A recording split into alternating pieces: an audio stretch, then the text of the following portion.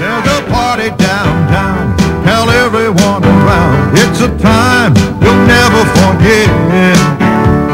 Every single night we'll live it up right.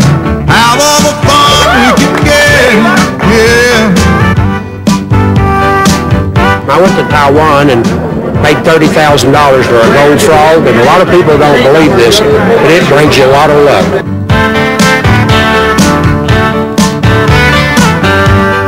Dancing to the horseshoe, we got something brand new. Gonna spend the whole night through down at Binion's Horseshoe, loving all that we dancing to the horseshoe with you. It's a dream of every poker player to become the world champion.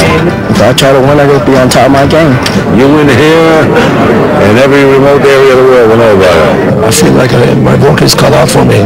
It's a bigger field, and everybody's playing very good. As long as I have a chip on chair, I have a shot.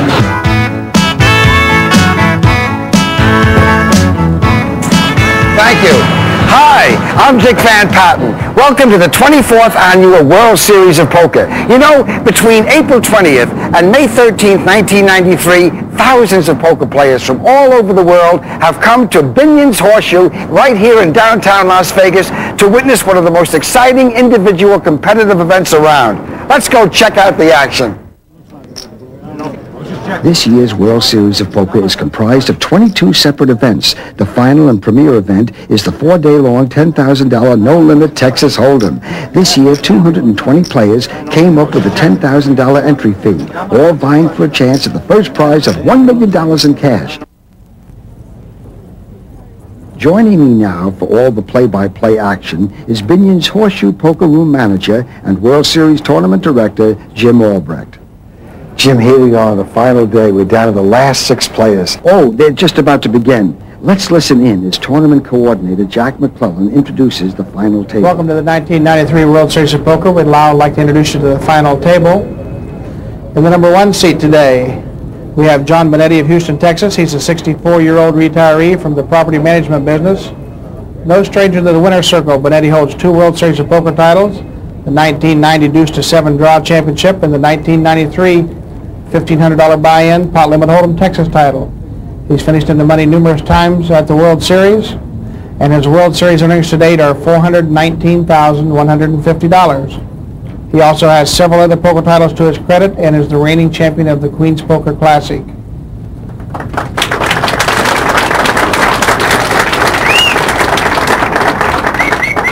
In the number 2 seed, we have Mansour Matloubi. He's 40 years old. He's the 1990 World Champion of Poker. He has World Series earnings to date of $902,400 and currently holds down the number 10 spot on the roster of the all-time World Series money winners. Matloubi, a former hotelier who lives in London, has finished in the money in numerous major competitions held in Europe and the United States. He's been competing in the U.S. for only 3 years and won the championship competition the first time he played in the World Series of Poker.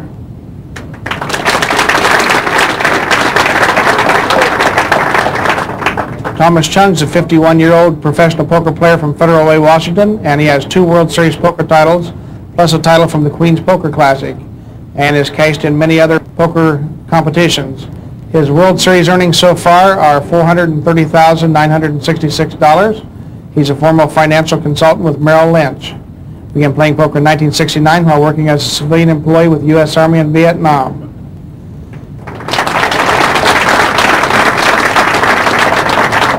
Number 4 seed, we have Glenn Cozen. He's 39 years old and the Chief Financial Officer of the Southern California Orthopedic Institute in Van Nuys, California. He's a resident of Sherman Oaks. He has 2 titles from Amarillo Slim's 1989 Super Bowl of Poker, and he finished 3rd place in this year's Razzie event here at the World Series. He's so far won $23,520 in World Series earnings.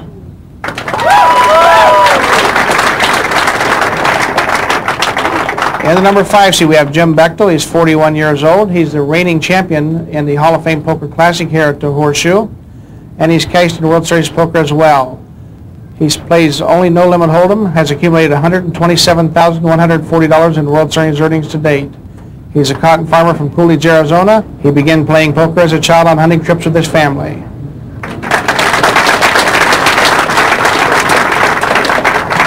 And our final player, the number 6 seed, we have Mick Calley. He's a 45-year-old Englishman from Barnsley, South Yorkshire. He trains and races greyhounds professionally. This is the first time he's competed in the World Series of Poker and his first visit to Las Vegas. The winner of several World Series satellite events, he's also captured first place in a number of English competitions. He began playing poker at 10 years old in a backyard shed with friends.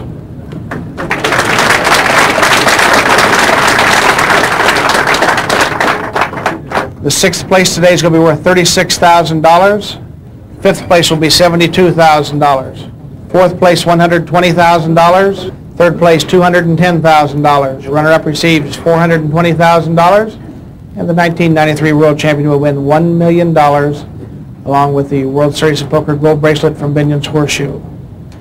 In the event that 2 players will get knocked out at the same time, whoever starts the hand with the most chips gets the higher position and the higher finish. Well, do you have any idea who you think is the favorite to win this?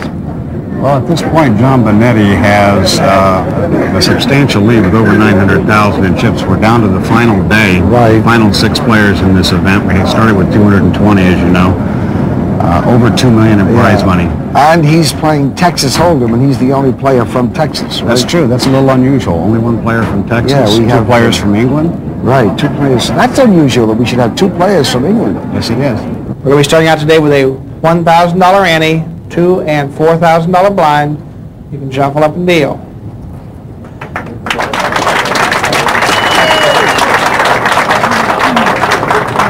At the start of play, John Bonetti is our leader with 913,000 in chips.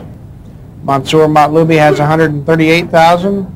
Thomas Chung 146,000. Mick Calley has 160,000. Glenn Cosen 215,000, and Jim Bechtel's in second place with 631,000. Good luck, gentlemen. So after surviving 3 days and 214 other players, our final 6 begin with their first hand. Now, Jim Bechtel has won the draw for the button, which means that Mick Calley is the small blind and John Bonetti must post the big blind. At the start of this event, each of 220 entrants began with $10,000 in tournament chips. I mean, that's a total of $2,200,000 in chips. Now, all of these chips remain in action as each player is knocked out until the eventual winner is the one with all the chips. Prize money this year is paid to the top 27 places. Now, it looks like Jim Bechtel just raised the first pot. Jim Bechtel raises about $25,000. John Bonetti calls. Bonetti calls. It's just the 2 of them. Okay, here comes the flop. Flop comes King, Queen, 7 with 2 clubs. John checks. Jim checks. Next card's a Jack of clubs. Possible flush. 3 paints out there. John bets 30,000. For that size of a pot. Jim Bechtel calls. So we have a pot, the 2 top guys. Final card's a 10. 10, Jack, Queen, King. Jim Bechtel shows a 9 for a straight. John had kings. So Jim Bechtel takes the first pot and the dealer button rotates to Mick Calley. Jim, now that we're underway, why don't you give us an explanation of Texas Hold'em? Texas Hold'em is a variation of 7-card stud, where players share common up cards called the board. Due to the fact that the starting hand is comprised entirely of face-down cards, the obligation to open the betting is rotated clockwise after each hand. This is accomplished with the use of a dealer button and blinds, the mandatory bets made by the first 2 players clockwise from the button. The player with the button is theoretically dealing the hand, starting with the first card going to the player to his left, even though a house dealer is actually employed to accomplish this task. In this way, the obligation to open the pot is rotated around the table. As the button moves, all players receive the same benefits of position. This position element, the order in which players are required to act, has a strong influence on proper play. The player with the privilege of last action has a significant advantage. The player to the left of the big blind must now call the size of the big blind, raise, or fold his hand. The next 3 cards, called the flop, are then delivered all at once face up in the middle of the table and are used by all players. The first player to the left of the button is first to act on this and all remaining rounds of betting. The next card, called the turn, is delivered face up next to the first 3, and another round of betting is allowed. The final or river card is also called Fifth Street. and is now dealt face up with the other four, making a 5-card board. Once all the betting has been completed, the hands are shown and the winning hand is established. The poker players are the last of the true Damon Runyon characters left. They're the last of the rounders. And there's a large element of people out there that still, you know, are the rounders. And so that fits right in with the horseshoe. Because the horseshoe is all sophisticated gamblers. Well, we're down to the final 6 players of $1 Million No Limit Texas Hold'em. John Benetti is still leading the way, but Jim Bechtel in second has already won a heads-up pot early, and the others are beginning to feel the effects of the blinds and antes. I know you're a poker player. Give me your thoughts on these players. Well, I've been thinking about, they're such interesting men. They all have their individual personalities, and I've been watching them all very closely, and I'm putting myself in the game. And if I were in the game, I would be the most afraid of Jim. Now, I'll tell you why. I think he's the most unemotional. He's always the same. Whether he's bluffing or whether he's making, whether he has the goods, he always seems the same. Looks like he has ice water in his veins. Callie's right in front of the button now. His hand's costing him $3,000. After that, he'll be behind the button. It'll be $1,000 a hand, just the ante. He's going to want to try to find a hand before the blinds come around again. Yeah, right. Otherwise, he has to spend his money for nothing. There goes Jim. Raise again from Jim Bechtel. Mick calls. This kid's going. This might be it. Does Jim want to be the one? Look at this. Looks like he does. He calls. Jim Bechtel calls. Come up to the audience, gentlemen. Okay, they're going to deal him Has up. ace-10, Mick has ace-9. Jim has the best hand. Up comes king-10. Oh, jeez. Oh, that's the end of Starts 6, Jim Bechtel's going to win the pot. the end of it. Our 6th place finisher today, Martin England. Mr. Mick Cowley wins $36,000.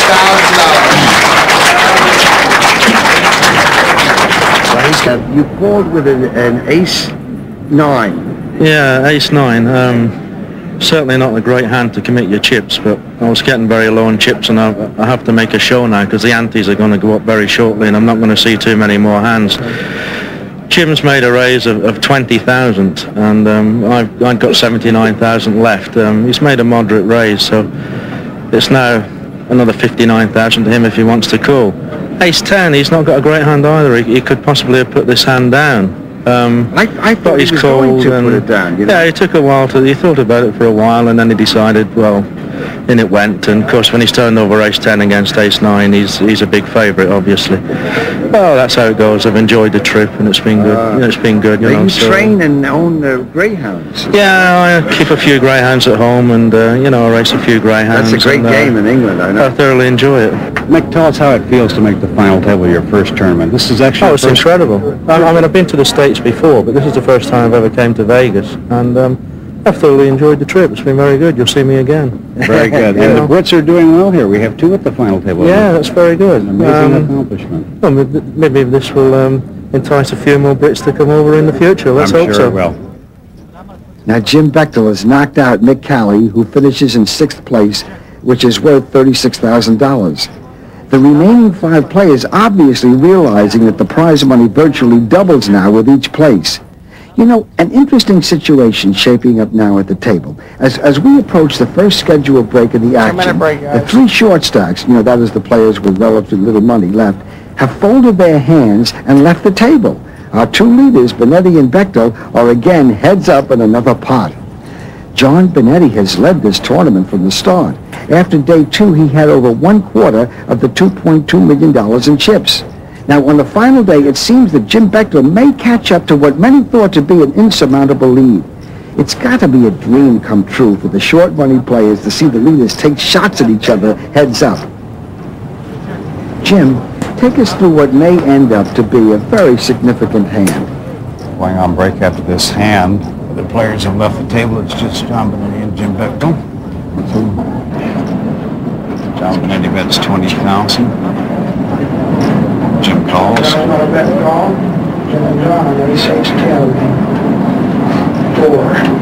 Ace, ace, 10, 4. I don't think either one of them have an ace.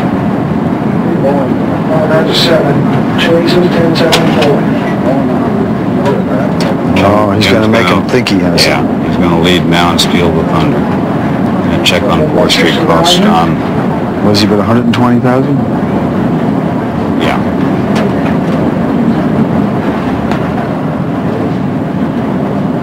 Just enough to make John think. And he's coming. 150.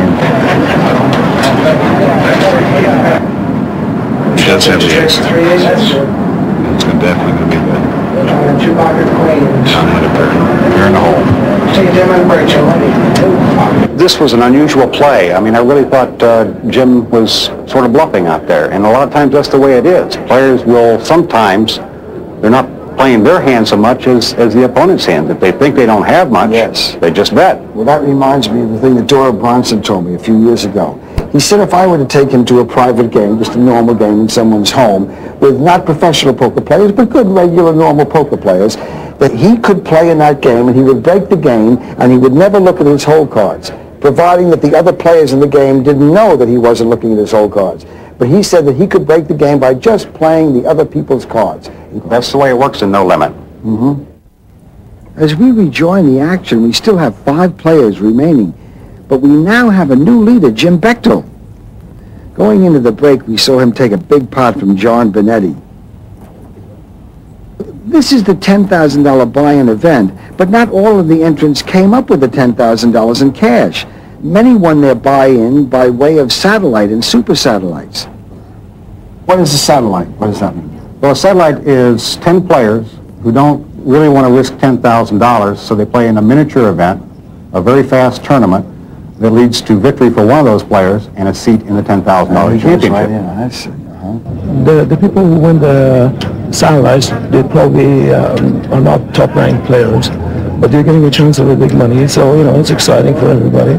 The more players there are in the tournament, it means the smaller structure, ante structure there is, so the play's a little bit slower. It's more important to just try to hang on to your chips the first couple of days, and then try to make your move later on in the tournament when the antes go up. Most of them are unknown to me. I'm just going to sit down and play and see what happens. It's very difficult to play against somebody you've never played against. If you can't adjust to his play, and it takes time to adjust to somebody's play, it's very difficult to know what they're going to do. They're not the normal type of player, and they won't do the normal type of thing.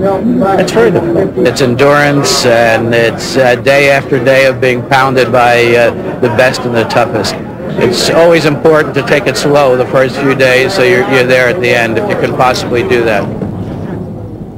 The situation here at the final table, Jim, seems to be defining itself quite clearly.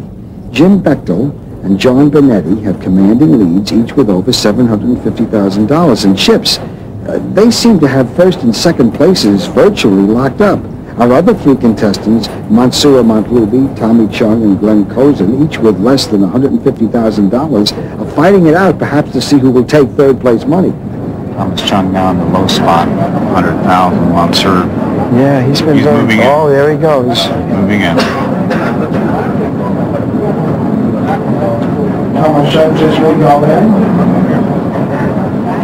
Thomas can't break Glenn, but he doesn't want to be left with about 30,000 in chips, which is where he's going to be. $2,000 more. His family looks nervous. He's trying to read Tommy's face. It's a tough face to read. We don't know whether he's protecting that, whether he's... Glenn obviously has a tough call here. Chung is just looking straight ahead. A little smile. Little smile, yeah. You could have ace-king, any small pair, any medium-sized pair. He's gone. He went. He left.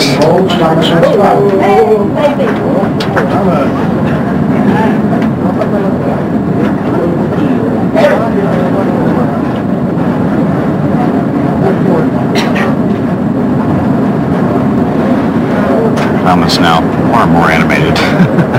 Yeah.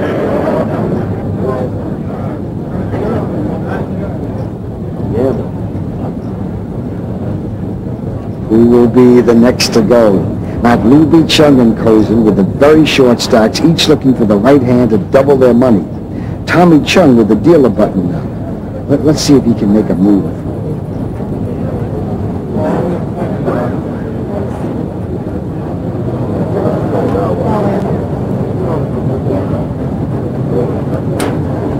Mansour opens for 36,000. Thomas Chung moves all in.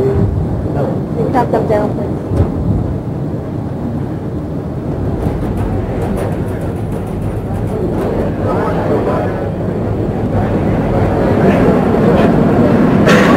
Now is Tommy all in? Tommy is all in.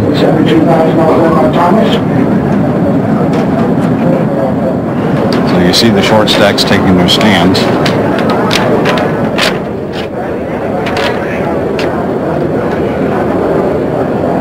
Thomas Chung, 51-year-old professional poker player from Washington. Thomas has ace-jack. Thomas, ace-jack. Has ace-4. Come on, baby. Thomas is way the best of it at this point.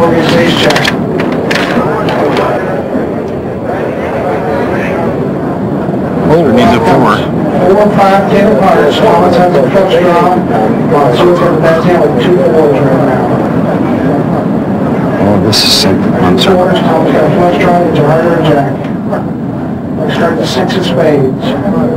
Thomas Chung needs a heart, 4, 8, jack. 1 card to come. An ace or a jack is A one. hard for a jack. He's looking at 12 wins. Another 6. It doesn't come. So wins it. Thomas Chung is 5th place finisher. Last hand draw, 5th place finisher, Mr. Thomas Chung. He wins $72,000. Thomas, this brings your World Series winnings to date to slightly over $500,000. You've got to feel good about that. Yes. You've got to feel good about your performance here, 5th place. How does it feel?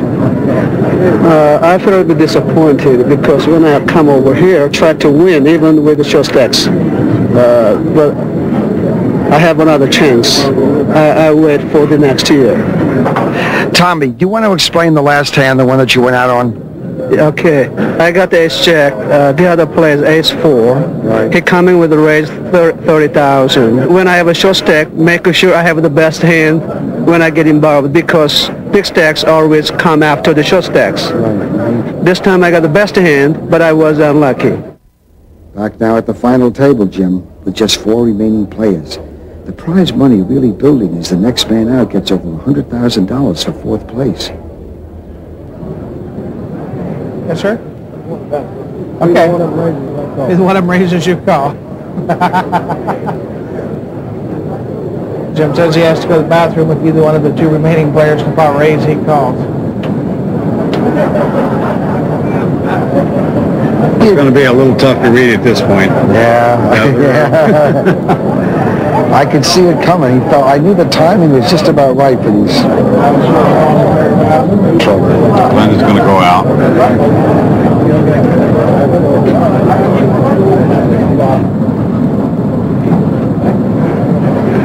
We're going to get a flop. Flop comes ace, king, 8. Ace, 8 of diamonds.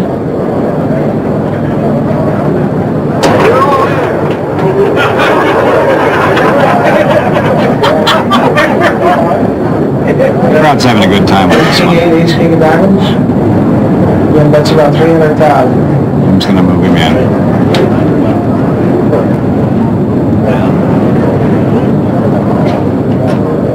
I'd say Jim has at least a pair of aces. You think so?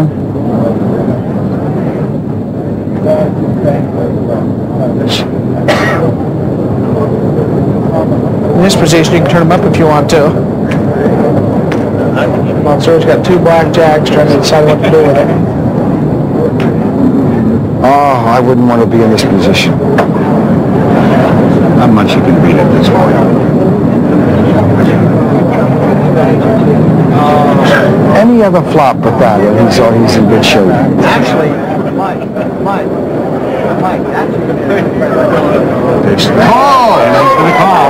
This is, I gotta see this up. Can we? Let's see what Jim has.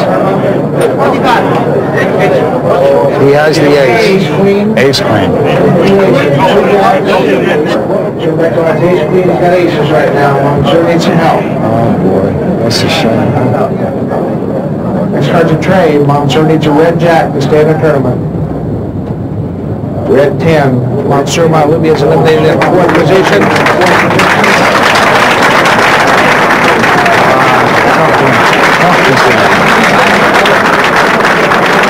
With his win of $120,000 today, Monsieur Malubi becomes our 9th millionaire here at the World Series of Poker, with winnings in excess of $1,022,000. Monsieur, you have a lot of friends here. A lot of people were rooting for you. But with the pair of jacks, if you had thrown them away, you would have still had a chance to beat Glenn for fourth place. Is that right? Yes. That's why it's taking me so long to make a decision with this hand. I should have raised the hand before the flop. When he raised 100,000, I know he doesn't have a very big hand. The jack, I know the jacks are good before the flop. He wouldn't raise so much. So I know the jacks are good before the flop. The only reason I haven't raised because Glenn had called the bet already. So I don't want to show Glenn that I have a really big hand. It's because I want Glenn to call as well. So even if I lose with this hand, I end up third, not fourth. Very shrewd. This is the reason I've just called before the flop, but I'd made my mind up for the other 70,000 to call after the flop anyway. Nice payday for you, Monsieur Malubi. $120,000 brings your total winnings to well over $1 million. Congratulations. Yes. So, Jim, here we are down to the final three players. You really have to feel for Glenn Cozen with less than $60,000 against the two Goliaths, each with over $1 million in chips. The strategy now may be to eliminate the final short stack before the leaders go at it. That's right. Uh-oh. Glenn Cozen's all in.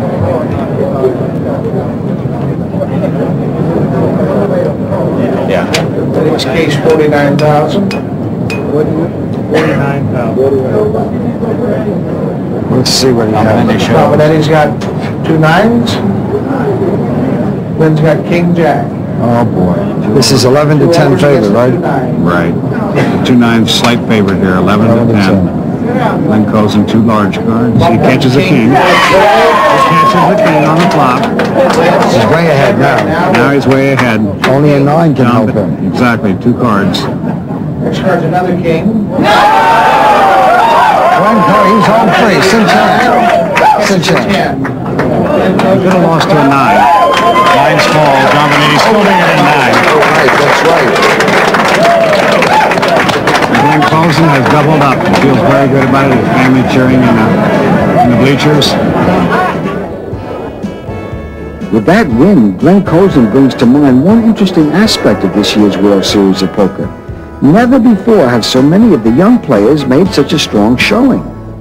There's a new guard coming in to poker, and it's a much younger player, more sophisticated in numbers and more sophisticated maybe in psychology. The older players had the hard-won experience over the years, and they're great players. I've played 6 tournaments. I won 3 of them. 7-card Raz, Omaha 8 or better, and the 5,000 buy-in stud tournament.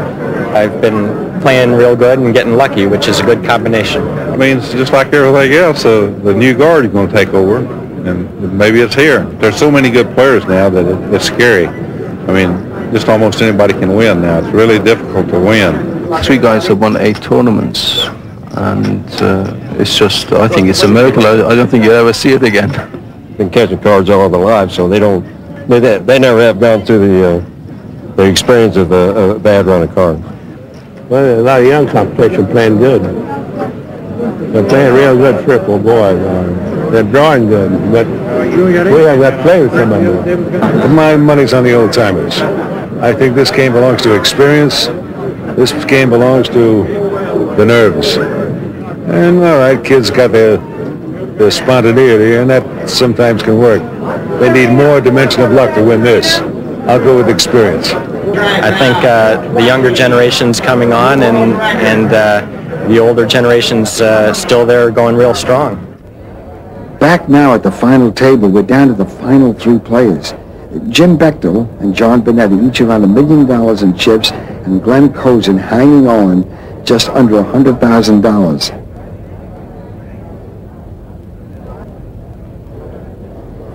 But as each blind and ante chips away at him, Glenn must cautiously pursue playable hands just to remain in the game. With that minimum stakes about to go up again, Glenn's chances for that one last miracle hand seem to be dimming.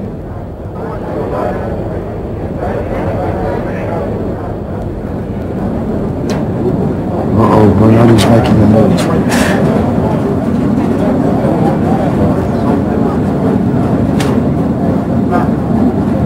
Now Glenn has to think. Benetti bets about 35,000.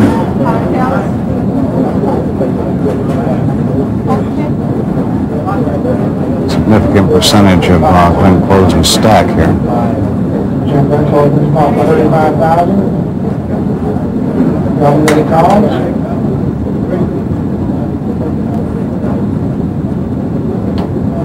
There's one ahead of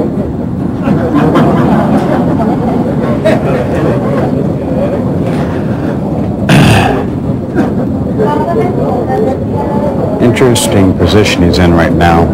Yeah. Jim Bechtel's bet 35,000. John Benetti is called.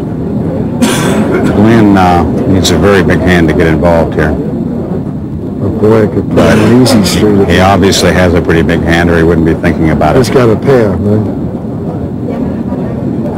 Very difficult decision. He wants to let these two giants go head to head.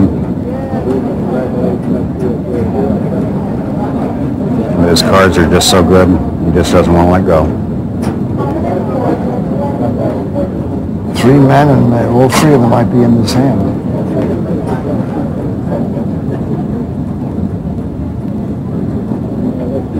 I guess he has a pair.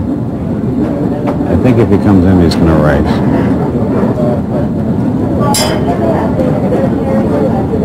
To protect the pair.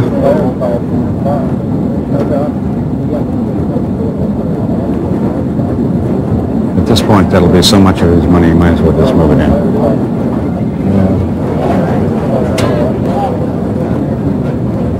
I mean, go down with a good hand rather than just get empty out. Right. Fold or raise, I think, are his two options at this point.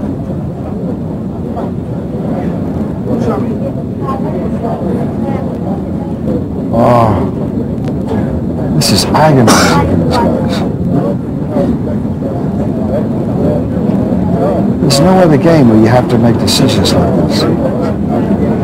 On so little information. Yeah, right. It's not like chess where you see the whole board, you know. He's going for it. He just called. He just called. Okay. He said he should have raised, huh?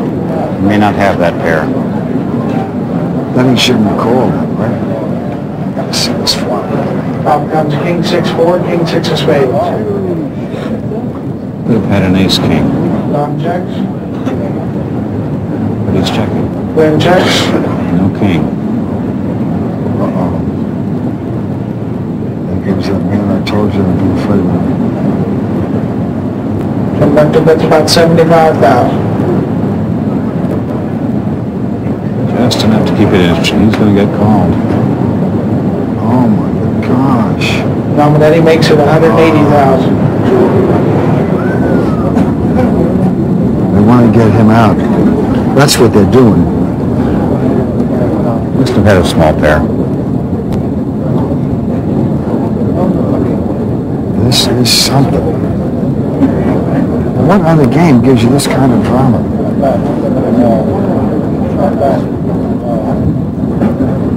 See, it's almost money management more than the cards.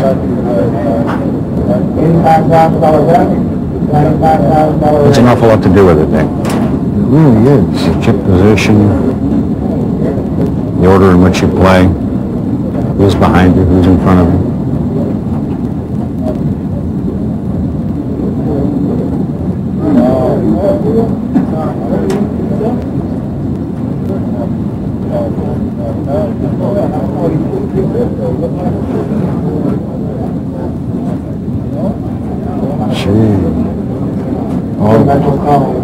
So somebody has kings with an ace.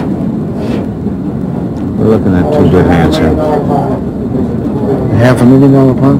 $500,000 pot.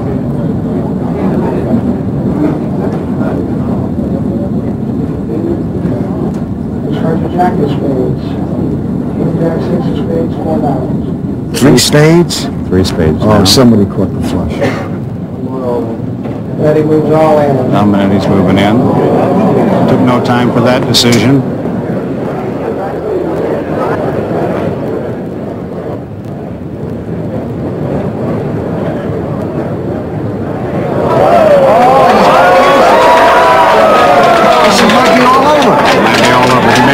Set. He may be trying to fill up.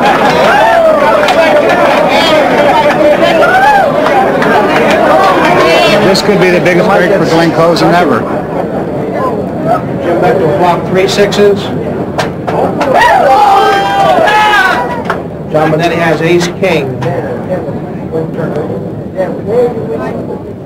Jim Bechtel's going to win this pot with 3 6s. Let's go.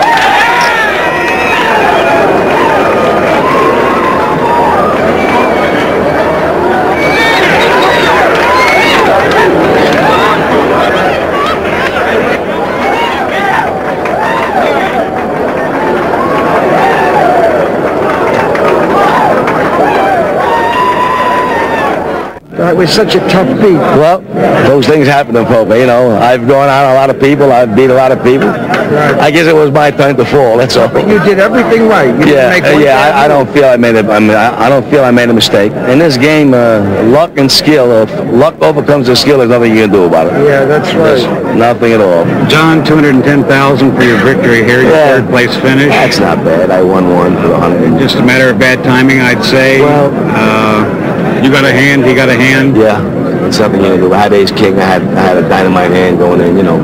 Even against 2 6s, ace-king is not much of a dog. It's just about even money. That's true. Then when the king fell, you know, I felt pretty secure. But he had 2 6s in the pocket, and that was it. So we'll have to wait for another year, that's all. What else can we do? Well, congratulations. Thank you You're very a champion. much. Thank you, Jim. Thank you very much. All right. That hand was one of the most exciting things I've ever seen in any sporting event. Not so much that Jim Bechtel won with 3 6s or that John Bonetti lost with a pair of kings, but that Glenn Cozen sneaked in there in second place. That is fair. That meant $200,000 more to him by sneaking in, and that's what he did, really, isn't it? That's exactly what he did. Glenn Cozen has made more money by throwing away hands than most people will make in their lifetime. That's right. I mean, that was $1 million to 1 shot. Now he only has $70,000, but if he just did what he did, I think he still has a chance.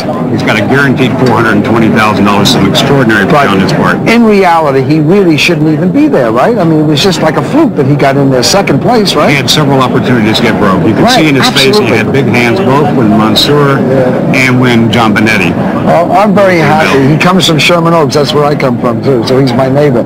Did you see what they have on the table now, Jim? It's almost indecent. I'm getting my heart's beating a mile a minute just looking at all that. This is not theoretical. This is $1 million in cash. I never saw that much in cash before. And on top of the $1 million is that beautiful gold bracelet that goes to the winner.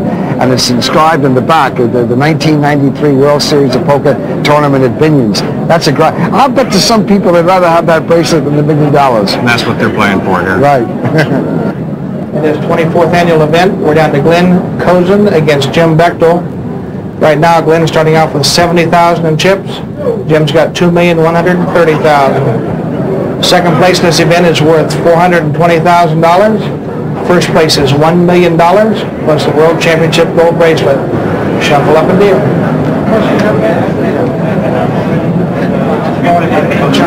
Glenn Cozen getting a little practice moving all the way there. Let's see, should I use the right hand or the left hand and say? You can just keep topping them out. Very happy man. Look at that face. But Jim can just keep tapping him out because eventually he'll win a hand, right? I mean, doesn't even have to look at his cards. Just say, I tap you. And Jim can keep moving, which is what he's doing right now. Raise the $70,000. He's just going to put him in right away. And that's what he'll have to do. I mean, unless Glenn would have to win 10 hands in a row. Glenn Cozen folds. Jim wins the pot. It's just... Whoever wins this heads-up match will become the 10th millionaire here at the World Series of Poker.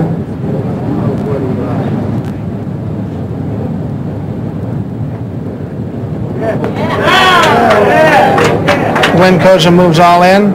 Jim Bechtel calls him in the dark. Hold up. Lynn's got 4-7. Jim's got a Jack-6.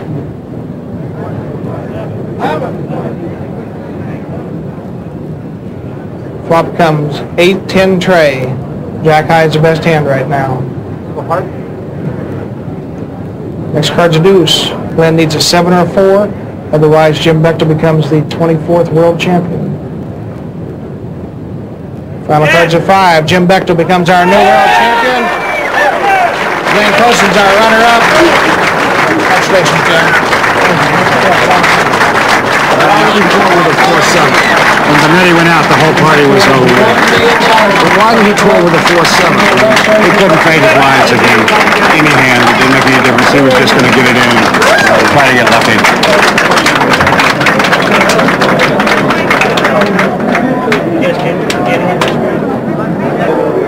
Glenn, I've interviewed a lot of losers before, but I never had a loser that just won $400,000. You're not a loser.